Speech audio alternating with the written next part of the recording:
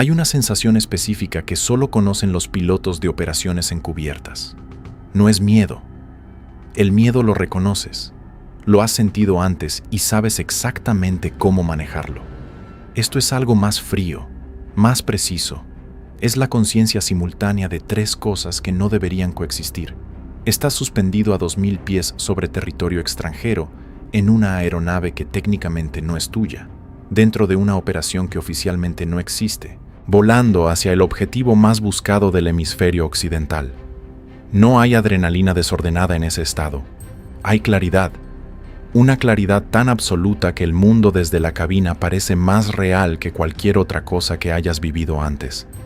Eso fue lo que sentiste la mañana del domingo 22 de febrero de 2026, cuando los rotores cortaron el aire helado de la Sierra de Tapalpa antes de que el sol terminara de salir sobre los pinos de Jalisco. Para entender cómo un agente de la CIA termina piloteando en el operativo más importante de la historia reciente del narcotráfico mexicano, tienes que entender primero cuánto tiempo lleva construir algo así. No son semanas, no son meses. Son años de trabajo invisible, de análisis que nadie publica, de conversaciones que no quedan grabadas en ningún lugar, de relaciones con contrapartes mexicanas que se construyen lentamente sobre una base de confianza que en este negocio siempre es frágil y siempre tiene un precio. Llevas 6 años asignado a México. Entraste como analista bajo cobertura diplomática en la Embajada de la Ciudad de México, procesando inteligencia sobre el CJNG desde una oficina que desde afuera parecía burocrática y desde adentro era el centro de una red que abarcaba interceptaciones satelitales, informantes en 6 estados y coordinación diaria con la Unidad de Inteligencia Financiera Mexicana para rastrear los flujos de dinero que Nemesio Oseguera Cervantes movía a través de empresas fantasma, propiedades y negocios de fachada distribuidos por todo el país. En los últimos 18 meses pasaste a formar parte del JIATF-CC, el Joint Interagency Task Force Counter Cartel, que el Comando Norte de Estados Unidos formalizó en enero de 2026, creado específicamente para operaciones de coordinación directa con las Fuerzas Armadas mexicanas contra los cárteles designados como organizaciones terroristas extranjeras. Tienes certificación de vuelo en helicópteros de ataque desde tus años en la Marina. Más de 2000 horas de vuelo en condiciones de combate. Español fluido, sin acento que te delate. Y ese perfil específico, piloto entrenado, hispanohablante nativo funcional, con 6 años de conocimiento operativo del CJNG desde adentro, fue lo que alguien en Langley subrayó con una marca cuando empezó el planeamiento de lo que los mexicanos llamarían, en los documentos internos que nunca verán la luz pública, la operación más compartimentada de la Sedena en 2 décadas. Tu papel oficial era observador técnico de enlace. Lo que eso significa en la práctica, dentro de una cabina sobre la Sierra de Jalisco, con un sistema de observación térmica activo y el canal de comunicaciones cifrado abierto con los comandantes en tierra, es algo que ningún documento oficial describirá con exactitud. Pero piloteabas. La semana previa fue la más densa de tu carrera, y eso incluye 3 rotaciones en zonas de conflicto activo en 2 continentes distintos. La densidad no venía del peligro físico inmediato, sino de la cantidad de variables que tenías que mantener simultáneamente en la cabeza. El trabajo de inteligencia que llevó al Tapalpa Country Club no fue un golpe de suerte ni el resultado de un informante con buena memoria. Fue la convergencia de múltiples líneas de trabajo que llevaban meses desarrollándose en paralelo y que en la segunda semana de febrero de 2026 empezaron a converger hacia el mismo punto geográfico. La primera línea era financiera. El rastreo coordinado con el Departamento del Tesoro de las redes de lavado del CJNG en Jalisco, Nayarit y Colima había identificado en los últimos meses una concentración inusual de movimientos en la región de Tapalpa. Propiedades adquiridas a través de terceros, servicios de catering y seguridad privada contratados con efectivo en fechas específicas. El tipo de patrón que no grita nada por sí solo, pero que cuando lo superpones sobre otros datos, empieza a dibujar una silueta. La segunda línea era operativa. La captura el 13 de febrero de Flavio Alberto Bracamontes, El Braca, jefe de la célula del CERTA-ANG en el sur de Zacatecas, había generado información sobre el círculo íntimo de El Mencho que los analistas de la Sedena procesaron con una velocidad que pocas veces habías visto en 6 años trabajando con contrapartes mexicanas. El Braca no habló en el sentido clásico, pero sus dispositivos sí hablaron. Y en esos dispositivos había comunicaciones que mencionaban una ubicación, un marco temporal y un nombre en clave que los analistas tardaron menos de 48 horas en conectar con el hombre más buscado del mundo. La tercera línea fue la que cerró todo. El 20 de febrero, la inteligencia militar central rastreó a un hombre de confianza de una de las parejas sentimentales de El Mencho. Lo siguió desde Guadalajara hasta un fraccionamiento privado en la Sierra de Jalisco. Datos de posicionamiento satelital que alimentaste tú mismo al sistema de análisis compartido confirmaron el movimiento con coordenadas precisas. El Tapalpa Country Club. Cabañas de lujo en la montaña, caminos privados, acceso controlado, el tipo de lugar donde la élite de Guadalajara pasa los fines de semana y donde nadie en su sano juicio buscaría al criminal más buscado del hemisferio. Eso era exactamente el punto. El sábado 21, cuando la mujer abandonó el complejo pero los sensores confirmaron que el objetivo seguía en el lugar con un círculo de aproximadamente 10 guardaespaldas, la decisión se tomó sin vacilación. El elemento sorpresa existía. La ventana era ahora, antes de que se moviera, antes de que algo se filtrara. La fuerza operativa se posicionó en silencio total. Los 6 helicópteros distribuidos en estados aledaños para que ningún movimiento visible en Jalisco pudiera alertar a los vigías del CERTA-ANG. Las fuerzas especiales, los murciélagos, desplazándose en la madrugada del domingo por carreteras secundarias. Los aviones Texan de la Fuerza Aérea en posición de apoyo. Y tú, en la cabina del segundo helicóptero de la formación aeromóvil, con el sistema térmico calibrado y el canal cifrado activo, esperando la luz del amanecer sobre los pinos de Tapalpa. No dormiste la noche del sábado. No por nervios, sino porque el cerebro entrenado para este trabajo no se apaga cuando tiene variables pendientes. Repasaste en silencio lo que sabías sobre el armamento de los escoltas de El Mencho. Sabías que el CJNG tenía lanzacohetes de uso militar. Sabías que en 2015 habían usado uno para derribar un helicóptero policial en Jalisco, matando a 15 agentes. Sabías que el círculo de seguridad de El Mencho no era decorativo. Eran hombres con entrenamiento táctico real, con equipamiento de primer nivel, con órdenes permanentes e irrevocables de morir antes que permitir una captura. No era un escenario que se prestara a ilusiones optimistas sobre cómo se desarrollaría el contacto. A las 7:20 de la mañana del domingo 22 de febrero, las fuerzas terrestres iniciaron el avance hacia el Country Club. Desde la cabina, con el sol apenas tocando las cimas de los pinos y el valle de Tapalpa todavía en sombra, escuchaste en las comunicaciones el reporte de primer contacto. Y lo que escuchaste no fue el intercambio gradual y negociado que los protocolos formales de detención contemplan. Fue fuego inmediato, simultáneo, sostenido desde múltiples puntos del perímetro del fraccionamiento, como si cada uno de los hombres del círculo de seguridad de El Mencho hubiera estado esperando exactamente en su posición, con el arma lista, en el momento en que los soldados doblaron la última curva. El general Trevilla lo describiría después como un ataque calificado como muy violento. Desde la cabina, con el audio de las comunicaciones en tierra llenando los auriculares, violento era una palabra que se quedaba corta.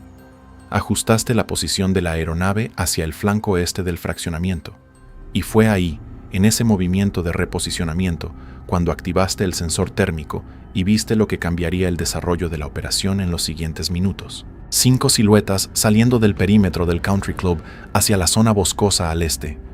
No huían en pánico desordenado, se movían con dirección, con táctica, usando la línea de árboles como cobertura y avanzando en formación de escape que alguien claramente había practicado. Una de las 5 siluetas se movía con una cadencia diferente a las otras, más pesada, más lenta. 60 años de vida no desaparecen, aunque la adrenalina sea máxima y el entrenamiento sea el mejor que el dinero puede comprar. Esa silueta era Nemesio Oseguera Cervantes. Comunicaste la posición por el canal cifrado con precisión de coordenadas. Los comandantes terrestres ajustaron el cerco de inmediato. 2 helicópteros de la formación se desplazaron para cubrir las rutas de escape hacia el norte y el oeste. Tú mantuviste el flanco este, el ángulo desde donde las 5 siluetas térmicas seguían siendo visibles entre la densidad de los pinos. Fue en ese momento cuando la cuarta silueta se detuvo, se giró y levantó algo sobre el hombro derecho. El tiempo entre reconocer la geometría de un lanzacohetes en una pantalla térmica y el impacto fue de menos de 3 segundos.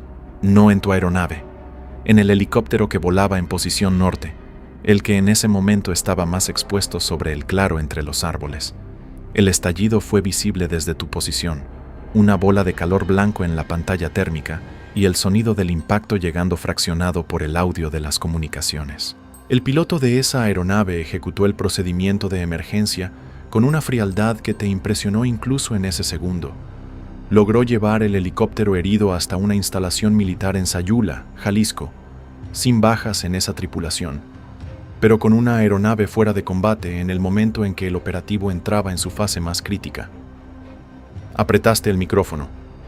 Reportaste la posición exacta del tirador. Reportaste que el lanzacohetes había sido disparado y que el portador continuaba en movimiento hacia el noroeste del perímetro boscoso. Las fuerzas terrestres ajustaron la aproximación con esa precisión que solo da el entrenamiento repetido hasta que se vuelve instinto.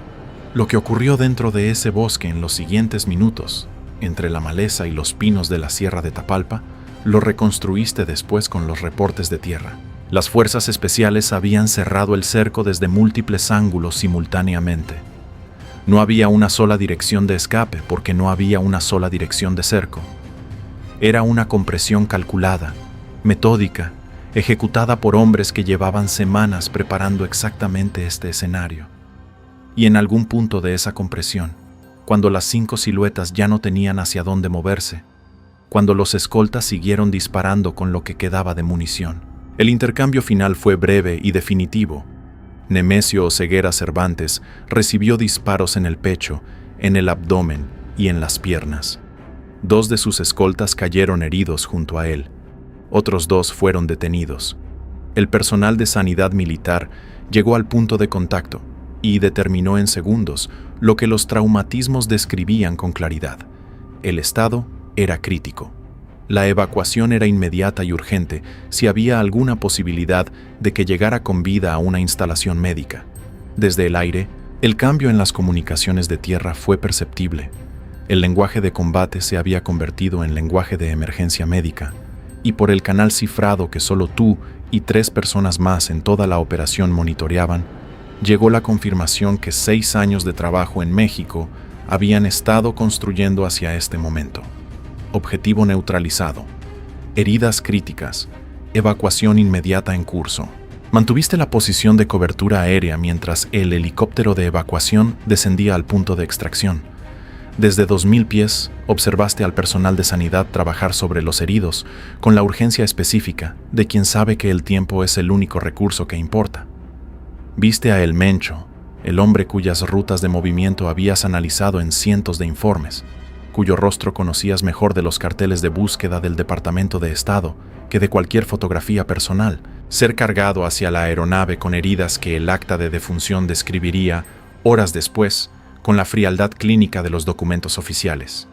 Traumatismos torácico, abdominal y de miembros inferiores perforantes.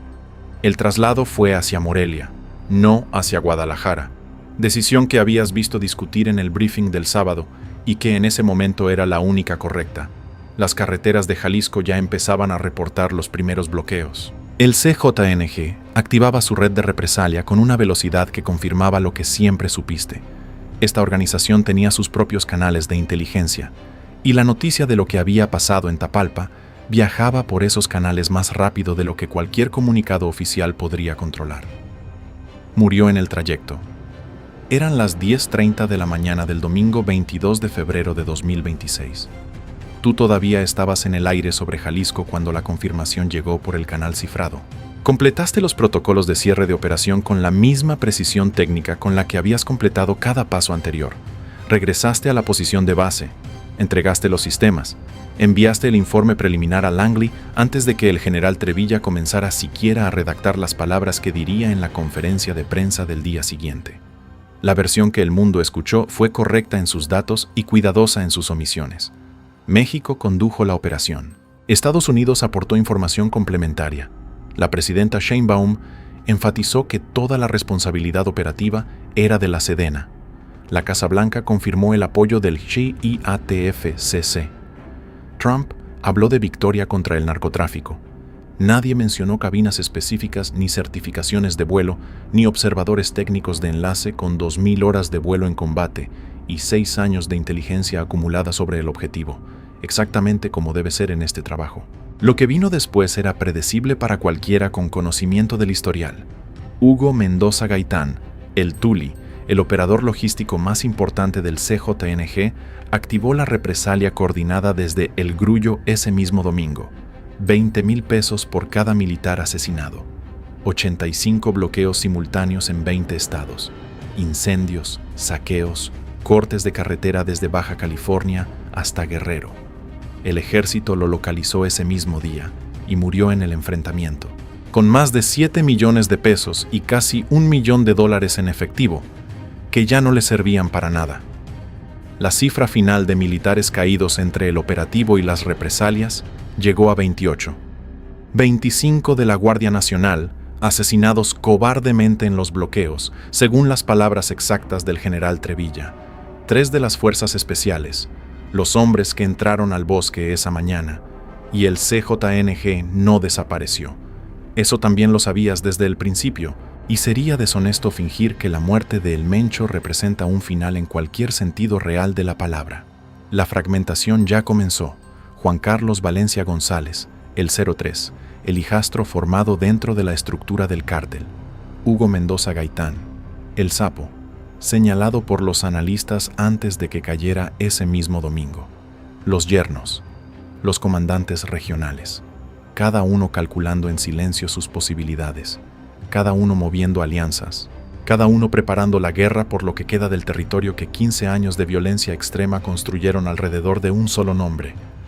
Langley ya tiene carpetas abiertas con esos nombres. Tú ya estás en los primeros análisis. Eso es lo que nadie te explica cuando entras a este trabajo y que solo aprendes cuando llevas suficiente tiempo haciéndolo. Que no hay finales. Que cada operativo exitoso es el primer párrafo del siguiente problema.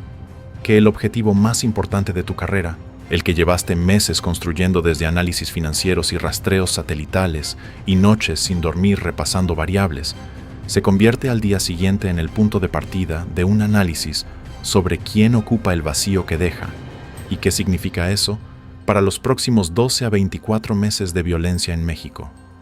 Cerraste la cabina, entregaste los protocolos, enviaste el informe y al día siguiente, cuando el mundo entero hablaba del operativo que terminó con el narcotraficante más buscado del planeta, cuando los analistas de todos los medios explicaban la importancia histórica del golpe y los políticos de ambos lados de la frontera se atribuían créditos con más o menos elegancia, tú eras un observador técnico de enlace sin nombre en ningún registro oficial, bebiendo café frío en una oficina sin ventanas de la Ciudad de México, leyendo el primer borrador del análisis de sucesión del CJNG que alguien en Langley ya había empezado a escribir. Exactamente como te enseñaron desde el primer día, exactamente como siempre funciona esto.